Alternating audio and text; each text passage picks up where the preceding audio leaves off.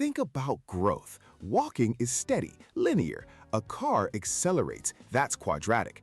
But then there's exponential growth. It's a different beast entirely. It's the math of reproduction, of a small investment becoming a fortune, of a virus spreading through a community. The secret is a tiny change in the equation. The variable x isn't being multiplied or squared. It is the exponent, like in y equals 2 to the power of x.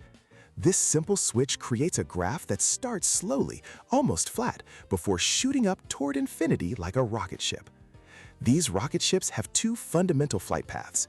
If the base number is greater than 1, you get explosive growth. Think population booms or compound interest. But if the base is a fraction, a number between 0 and 1, you get decay. The curve glides downward, getting closer and closer to 0, but never quite reaching it. This is the math behind a new car losing its value each year, or a dose of medicine slowly fading from your system.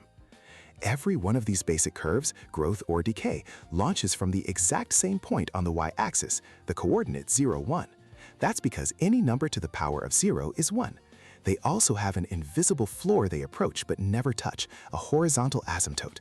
And just by adding or subtracting a number, we can shift this entire floor, lifting or lowering the curve's entire journey. Understanding this shape is more than just passing a math test. It's about recognizing a fundamental pattern of change in our world. From finance to biology, exponential functions describe the hidden, powerful forces that show how small, quiet beginnings can lead to truly overwhelming results.